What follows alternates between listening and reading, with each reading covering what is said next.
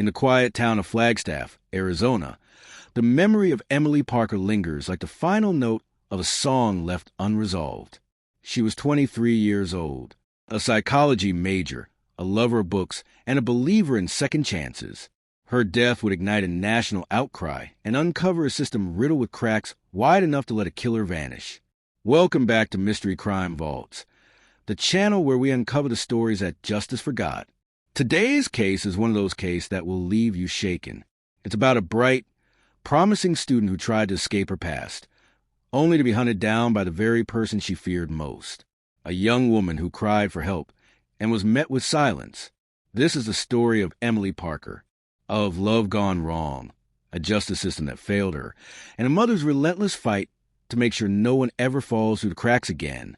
Emily first met Rebecca Hayes at a campus art show in Las Vegas, Nevada. Emily had gone to support a friend.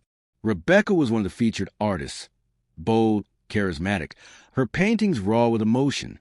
What began as a conversation over brushstrokes and color palettes quickly bloomed into something far deeper. Emily and Rebecca laughing, arms around each other at an outdoor festival. Their relationship moved quickly, two souls drawn together by a shared intensity. But the flames that burned so brightly soon began to consume everything in their path.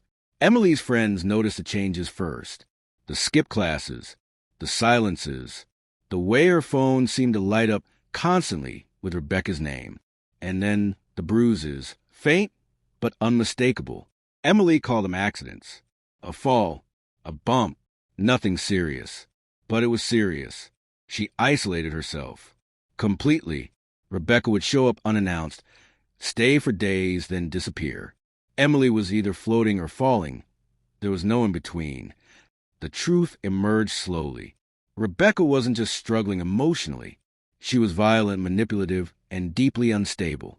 Yet every time the situation reached a breaking point, Emily pulled back, afraid of what would happen to Rebecca if she told someone. She wasn't just protecting herself. She thought she was saving Rebecca too. The final rupture came during what was supposed to be a healing weekend, a secluded cabin in the Arizona mountains. Emily believed that time away from distractions could help them reconnect. Instead, it nearly cost her life. Neighbors reported screams just after midnight. Officers found Emily outside the cabin, barefoot and shaking, her face bloodied. Rebecca was arrested on the spot. But the consequences? Minimal. A judge ruled that Rebecca was emotionally distressed, not dangerous. Instead of jail, she was assigned to a rehabilitation facility and released within 72 hours. She should never have been allowed to walk free. Never. What the court didn't know, or chose to ignore, was that Rebecca never checked into rehab. She forged paperwork, deceived her parole officer, and vanished from the radar. No oversight, no accountability. After the cabin incident, Emily did what so many survivors of domestic violence try to do. She ran. She transferred to university in Flagstaff, Arizona, moved in with new roommates, changed her number, and cut off all ties with Rebecca. For a while, it seemed like things were getting better. Emily was thriving in her psychology program. She made friends. She rediscovered her voice.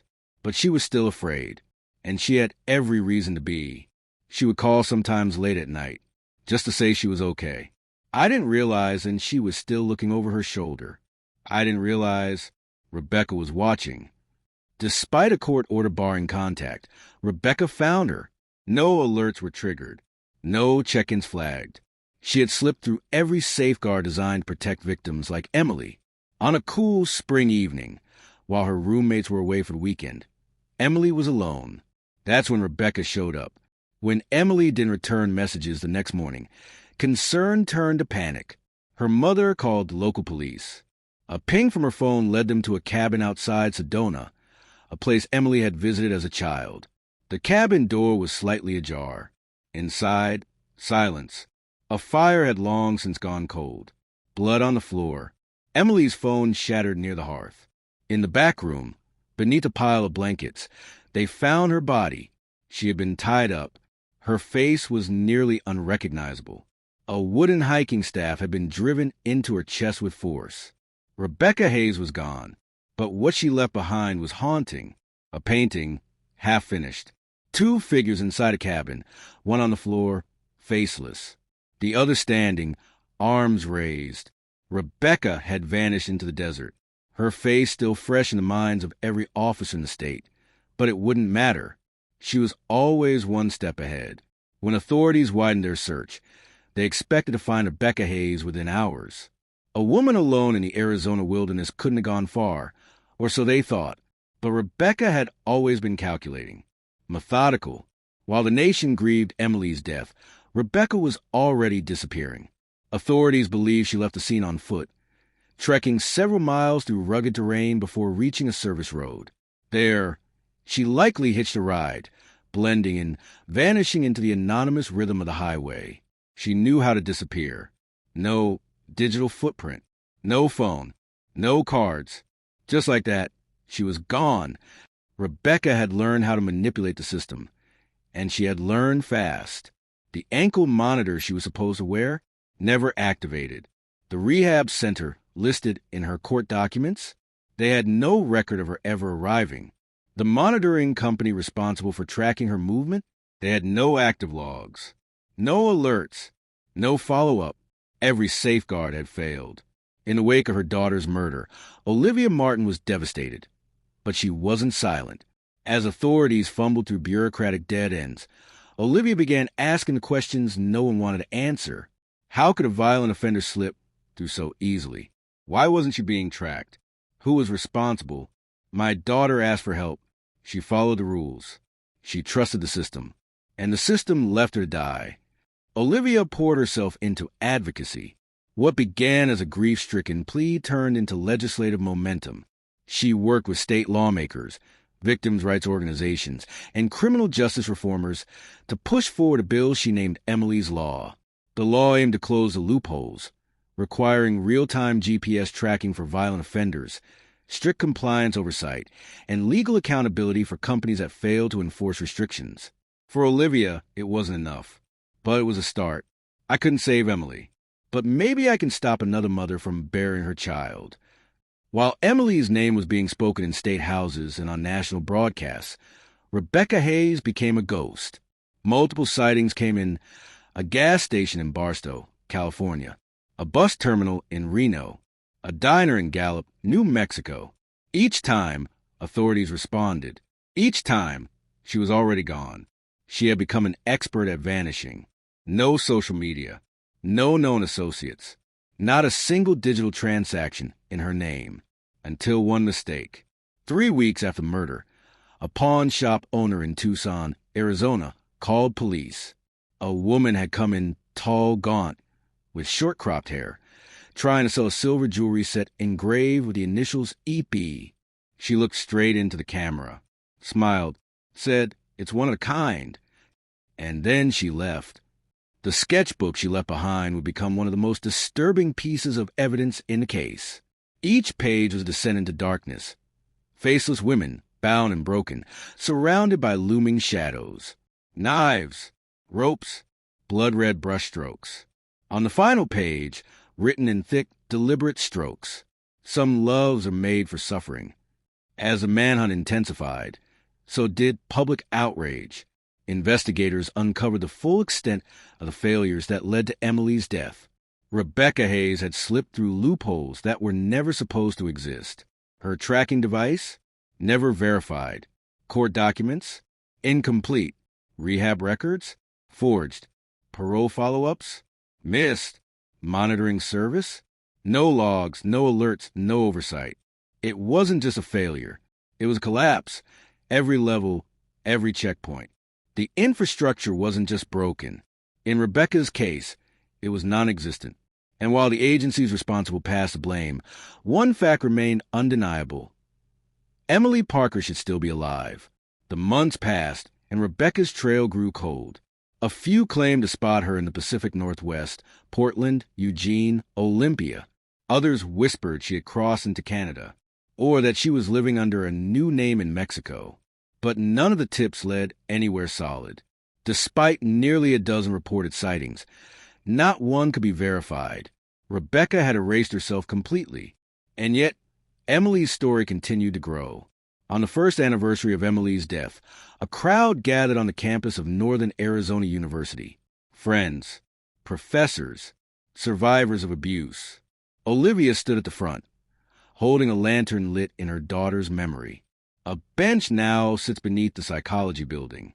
A bronze plaque reads, "In memory of Emily Parker. She asked for help. We will listen." She wanted to be a therapist.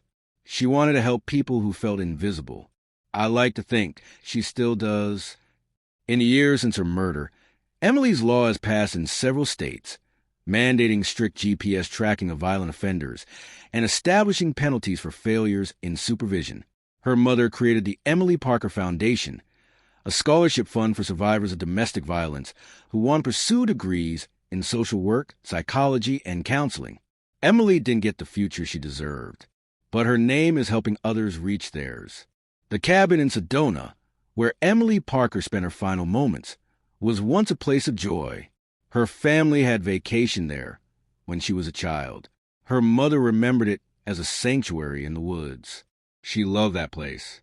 I never imagined it would become her grave. Investigators believe Rebecca lured Emily there intentionally, whether through a forged message, a threat, or surprise. No one can say for certain. But the symbolism was chilling.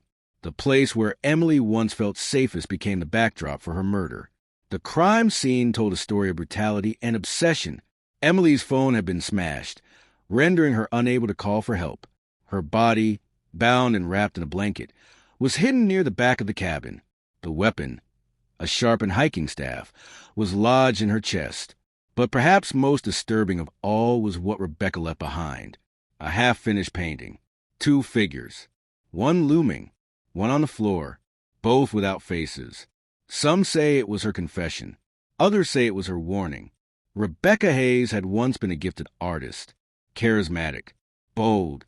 She had exhibited work in 2 Las Vegas galleries before her mental health spiraled into chaos.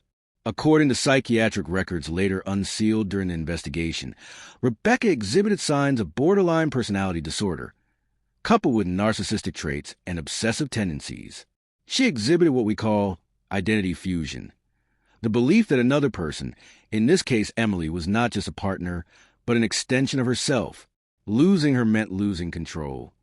Emily had tried to leave. She had changed her phone number. She had filed for restraining order.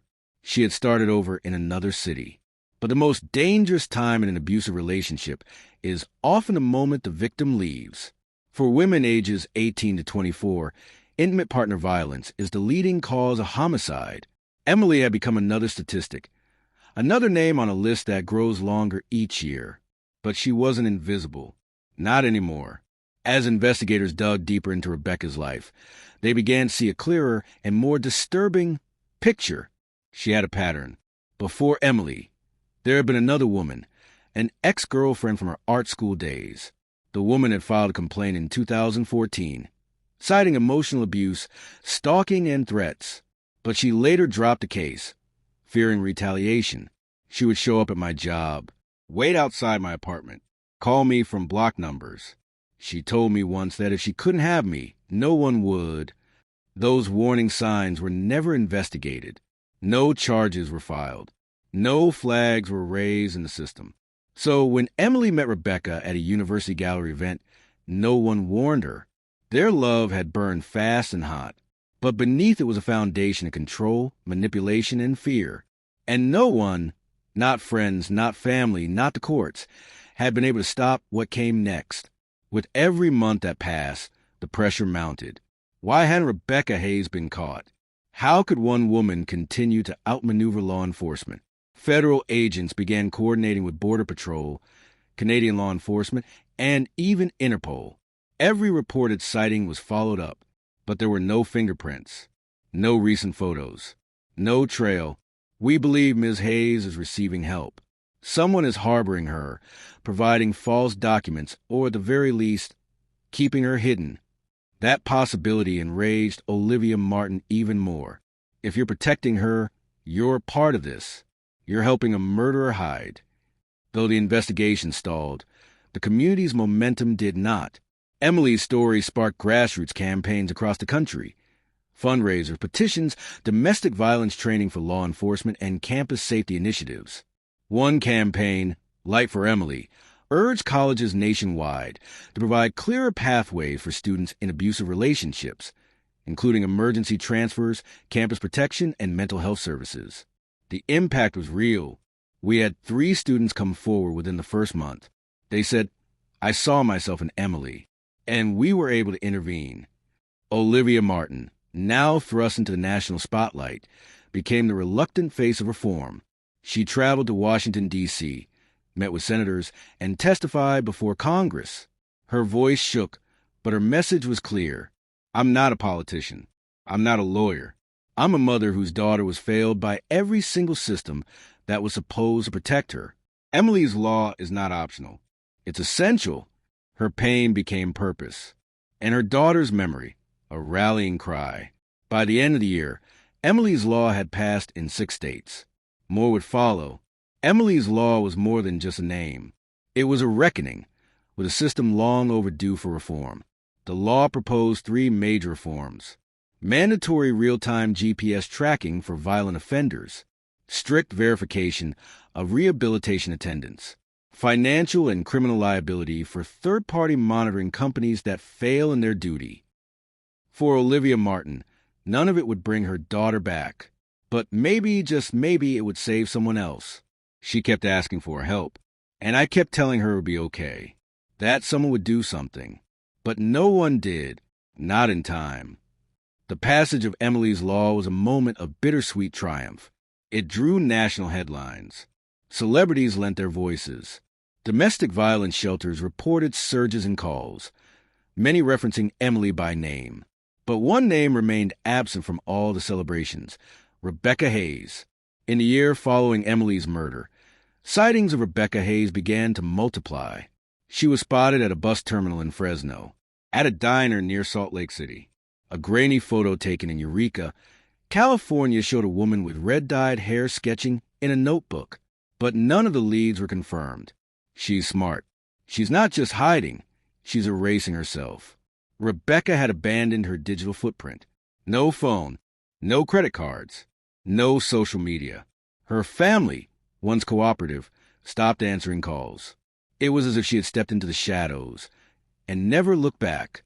The FBI believed she was using aliases, perhaps surviving off bartering, cash jobs, or the underground art scene. But with no confirmed location, she remained just out of reach. Then, 3 weeks after the first anniversary of Emily's death, the case cracked open again. In Tucson, Arizona, a local pawn shop owner filed a report. A woman had attempted to sell a necklace and ring set. On the inside of the necklace were the initials, E.P. She wasn't nervous. She smiled, told me the jewelry was one of a kind. She even left behind a sketchbook. That sketchbook would haunt investigators for months.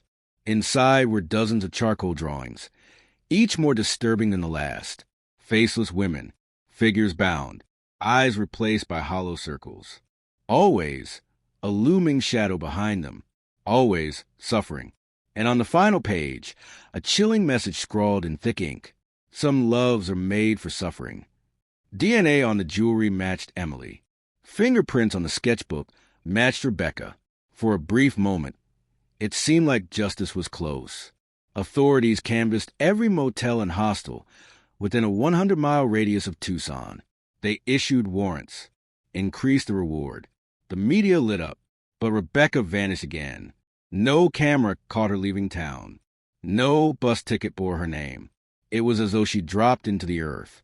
And with that, the trail went cold. Emily Parker had dreamed of becoming a counselor. She wanted to help others who had endured pain, who felt voiceless, invisible. Her mother made sure that dream lived on. The Emily Parker Foundation launched less than 2 years after her death. It offers scholarships to survivors of domestic violence, grants for those pursuing careers in mental health and social work, emergency funds for women fleeing abusive relationships. I couldn't save Emily, but this is her legacy. Every woman we help, that's her voice echoing forward. Universities across the Southwest partnered with the foundation. Survivors wrote in, sharing stories of escape, recovery, and healing, all sparked by Emily's story. On the campus where Emily once studied, a memorial bench now stands. Etched in brass is a simple inscription. In memory of Emily Parker. She asked for help. We will listen. Each year on the anniversary of her death, a vigil is held. Lanterns are released into the darkening sky, floating symbols of grief, of remembrance, and of justice deferred. She is gone, but she is not forgotten. In the aftermath of a tragedy, life doesn't go back to normal. It simply reshapes itself around the loss. For Olivia Martin, that loss was a constant presence. In every morning without a call from Emily, in every unopened letter, every birthday that passed in silence. Grief doesn't come in waves. It's the ocean now. It's everything. Olivia stepped away from her job as a middle school teacher. She threw herself into advocacy full-time. Not just a fight for change, but to keep Emily's name alive in the world.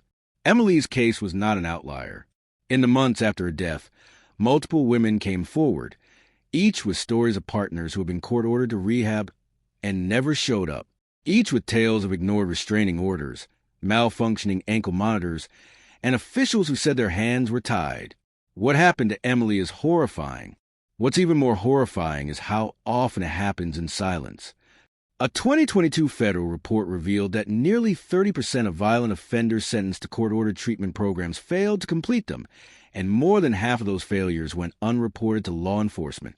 The system hadn't just failed Emily. It was failing thousands. As the trail to Rebecca Hayes grew colder, speculation grew louder. Online forums devoted to true crime began obsessively dissecting her disappearance. Some believed she had fled to Mexico, using her Spanish fluency and forged papers. Others thought she was hiding in an off-the-grid commune somewhere in the Pacific Northwest, or working in an underground tattoo parlor in Reno. None of it was confirmed, but a surprising number of sightings seemed to cluster around Oregon's southern coast. In Brookings, Oregon, a local librarian reported a woman with a scar on her wrist who had applied for a library card under the name Lena Hart. When asked to show ID, the woman claimed she had lost in a fire and left without checking out any books. The description matched Rebecca. By the time police arrived, she was gone. Months after the pawn shop discovery in Tucson, a private collector came forward with a disturbing claim. He had purchased a set of paintings from an underground art show in Portland. One painting depicted a figure kneeling inside a cabin, surrounded by fire. Another showed two faceless women, one lying still, the other reaching upward with hands covered in red. On the back of the canvas, a familiar signature, R.H. A handwriting expert confirmed it matched Rebecca Hayes' known journal entries. She's still creating, still trying to be seen. That's her weakness. She can't help but leave a mark. The sketchbook recovered in Tucson was handed over to the FBI's Behavioral Analysis Unit. Their conclusion was sobering. Rebecca's drawings weren't just expressive. They were confessional. Each image followed a narrative arc. A faceless girl meets a shadow. The shadow consumes her. The girl disappears. The shadow smiles. It was a visual retelling of Emily's final months from the perspective of her killer. By the third anniversary of Emily's murder, the media attention had waned. The case had gone cold. But for Olivia, the fight never stopped. She began speaking at universities, police conferences, women's shelters, anywhere that would listen. This isn't just about my daughter. It's about a system that looks the other way, that says we can't do anything until it's too late. In one speech, she looked directly at the camera, a direct plea, not to the public, but to the woman still out there. Rebecca, if you see this, know that we haven't forgotten. I haven't forgotten. And one day they will find you. Despite the darkness that followed, Emily's memory became a source of light. At the university where she once studied, a scholarship in her name now helps domestic violence survivors complete degrees in counseling and social work. Because of Emily, I'm not afraid to speak. I'm not afraid to leave. I'm not afraid to live. Through pain came purpose. Through silence came strength. And through Emily came hope. In late 2024, almost 4 years after Emily Parker's murder, a package arrived at a regional FBI office in Denver. It had no return address. Inside, a plain leather-bound sketchbook, nearly identical to the one found in the Tucson pawn shop. No fingerprints, no DNA, but the content was unmistakably Rebecca Hayes. The drawings were darker now, sharper. Every page felt intentional. The work of someone reliving their crime. Faceless girls walking through forests, a fire crackling inside a cabin, a rope tied to a bedpost, a staff plunged into a silhouette's chest. On the final page, some ghosts are proud of what they've done. Law enforcement treated the package as a taunt, not from a remorseful fugitive, but from someone who wanted to remind the world she was still watching, still free. The FBI launched a renewed task force, codenamed Operation Ember. Its mission, locate Rebecca Hayes, dead or alive. They re-examined every piece of evidence, from the burned-out cabin in Sedona to the pawn shop footage, the unverified rehab documents, and the broken trail of sightings across the Southwest. But they kept running into the same wall. Time. She left no digital trail. No devices, no social media, no banking. She's either getting help or she's completely off-grid. Despite subpoenas, court orders, and cooperation with dozens of agencies, Rebecca Hayes remained a ghost in the machine. The sketchbook package was chilling proof that she was alive. But beyond that, she could have been anywhere. Rebecca Hayes had once been the daughter of a respected criminal defense attorney. Her mother, a retired art teacher. Her older brother, a dentist in Nevada. In the years following Emily's death, the Hayes family went silent, refusing interviews, denying knowledge of Rebecca's whereabouts.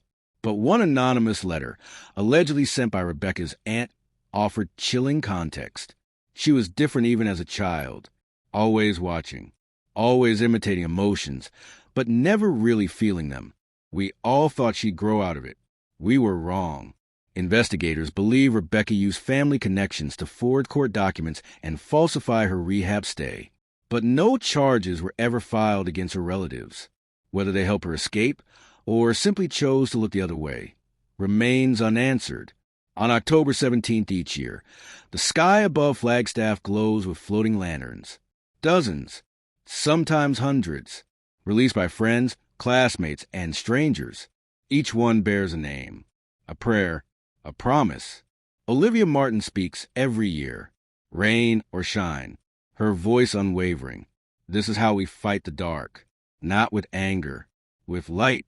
Emily's story has since been taught in university courses on criminal justice and behavioral psychology. She is no longer just a victim. She is a symbol of how systems break and what must rise in their place. 2.5 years after murder, Olivia Martin received an envelope with no return address.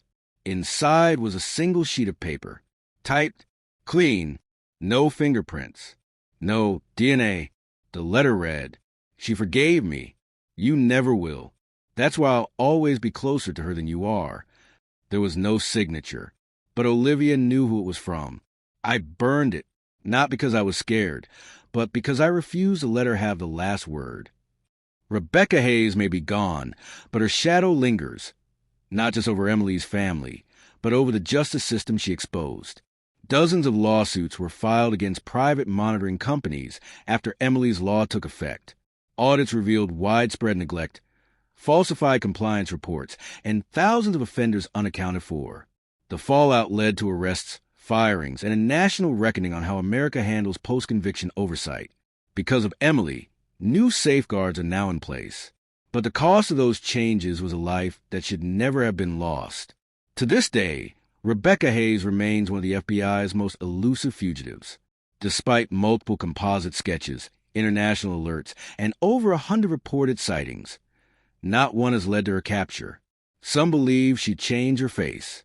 Others, that she took her own life in the desert she once wandered through. But Olivia Martin doesn't believe that. She's alive, and she's watching. People like her don't disappear. They hide in plain sight. And until she is found, the question will always remain. How many others are out there, wearing different names, waiting for the system to forget? A year after the mysterious sketchbook arrived at the FBI's Denver field office, another clue emerged, not from a crime scene, but from a gallery. A private art dealer in Ashland, Oregon, reported purchasing a collection of unsigned paintings from a woman using the alias Clara Beck. The dealer became suspicious when a customer recognized the style from an article on Rebecca Hayes. There was this eerie familiarity. Faceless women, shadowy figures, the desert. You don't forget that kind of imagery. The FBI traced the transaction, but hit another dead end. Clara Beck had paid in cash, used no digital devices, and left no trail. But the paintings told a story, one of suffering, obsession, and a legacy that refused to die quietly. Among Emily's closest college friends was a young woman named Tessa Delgado, one of her final roommates in Flagstaff. Tessa had long avoided the spotlight, but on the 4th anniversary of Emily's death, she broke her silence. Emily saved my life, not just by leaving Rebecca, but by showing me what courage really looks like. Tessa went on to found a nonprofit called The Unseen, providing emergency housing and legal support for domestic abuse victims fleeing from partners who violate court orders. Their motto? We believe survivors, and we stay when the system leaves. Much of The Unseen's funding came from the Emily Parker Foundation, a quiet but powerful force working behind the scenes to prevent more stories like Emily's. Emily's Law has now been enacted in over 20 states. The most comprehensive reform came out of Colorado, the state where Emily was born. The new statute mandates real-time GPS tracking for domestic violence felons, immediate reporting of device failures to local authorities, independent audits of private monitoring firms every 6 months, and automatic bench warrants for rehab noncompliance. The legislation has been credited with a 26% decrease in repeat domestic violence incidents among monitored offenders. For Olivia Martin, the law is both a victory and a wound. If these rules had existed in 2021, Emily would still be here. It's as simple and as cruel as that. Then, in March 2025, a chilling development. A man walked into a police station in Crescent City, California, just 20 miles from the Oregon border. His face pale, his voice shaking. He claimed he had given a ride to a woman hitchhiking near the coast 2 weeks earlier. She said her name was Ella. She wore gloves, sunglasses, a scarf. But what stood out wasn't her face. It was her voice. She talked like a teacher, like someone who'd rehearsed everything. But when I mentioned the Lanner Memorial in Arizona, she got real quiet.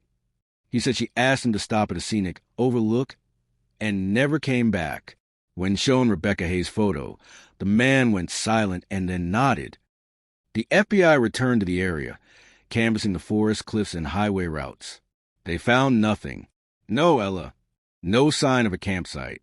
No stolen vehicles. No DNA. Just one fresh footprint near the overlook.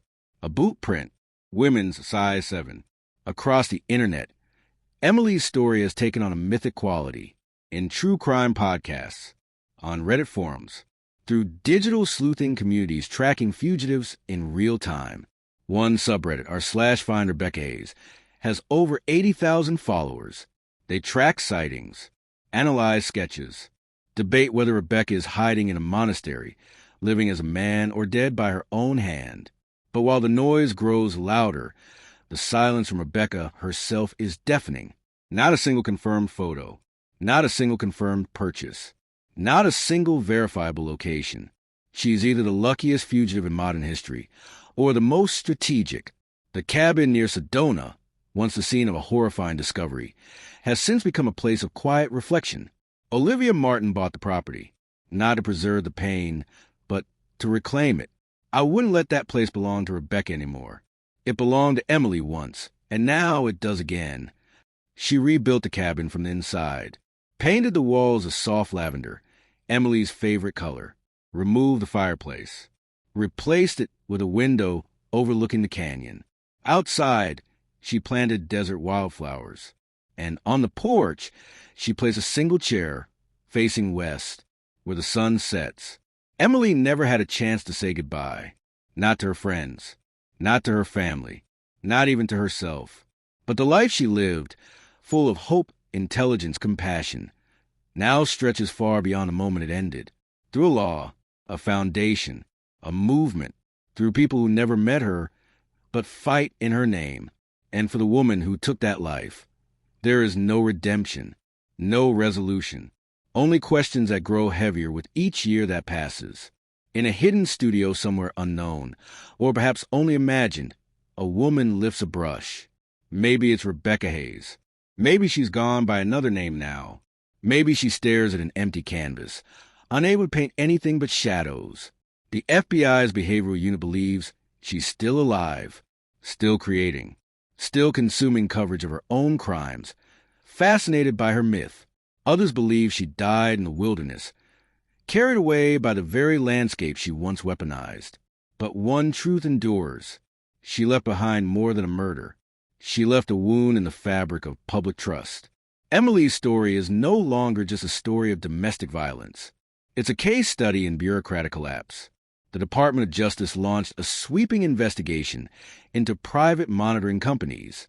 The largest of them, Tracksure Systems, was fined over $7 million for losing parolee data in multiple jurisdictions, including Rebecca's. The judge overseeing the inquiry called it a betrayal not just of one family, but of every citizen who believes in justice. Congressional hearings followed. So did policy changes. Still, Olivia Martin says the reforms came too late, like flowers at a funeral long since past. On the 5th anniversary of Emily's death, hundreds gathered in Sedona beneath a wide desert sky. Students, survivors, law enforcement, journalists.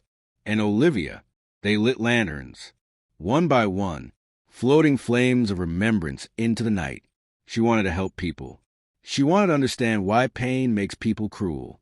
She never got to finish that story, but we're trying to finish it for her. As the lanterns lifted, a hush fell over the canyon, a silence louder than any scream. Some cried, others simply watched. And far above, 1,000 feet over the Arizona wilderness, a drone captured the moment, a sea of lights drifting upward, not as a farewell, but as a promise. Emily's sketchbook, found among her belongings in Flagstaff, is now part of a traveling exhibition titled Faces Not Forgotten. Its final page holds a message in her handwriting, not a goodbye, but a reflection. There's beauty in surviving, even if no one sees it. Beside it sits a small self-portrait, pencil on paper, barely finished. Her eyes are detailed, but her mouth is incomplete, as if the artist ran out of time or was never allowed to speak her final truth. Rebecca Hayes remains on the FBI's most wanted list. Her photo, eyes sharp, smile subdued, stares from bulletins and digital boards nationwide. But leads have slowed. She could be anywhere, anyone, or nowhere at all. The reward has doubled, then tripled. But for Olivia Martin, there's only one outcome that matters. Justice isn't just catching her. It's making sure no one else slips through like Emily did. That's what I wake up for now. That's how I carry my daughter. The tragic death of Emily Parker is more than a case file. It's a reckoning, a haunting reminder that the systems meant to protect can fail so completely, so silently, that a killer can walk to them like mist, unseen, unfollowed, unpunished. And it's a call to action, to listen when someone says they're in danger, to question leniency masquerading as compassion, to close the gaps before another life is lost in them. At Northern Arizona University, not far from the dorm where Emily once lived, stands a bench carved in cool granite. The inscription reads, "In memory of Emily Parker. She asked for help. We will listen." Every spring, wildflowers are planted nearby, lavender, desert poppy, and sky blue flax. Students sit here, read, write, remember, and sometimes they cry, not just for Emily, but for the silence she left behind. Emily Parker was a student, a daughter, a friend, a dreamer. She was also a victim of a woman who should have never walked free. But in the wake of her death, laws changed, voices rose, lives were saved. And through it all, Olivia Martin never stopped speaking her daughter's name. If Emily could hear me now, I'd say I never stopped loving you, and I never will. And every time I see someone stand up for justice, I see you. This has been the tragic death of Emily Parker, a story of love, of loss, of failure, and of fierce, unyielding hope. May her memory remind us all to see the signs, to ask harder questions, to never let the next Emily fall through the cracks.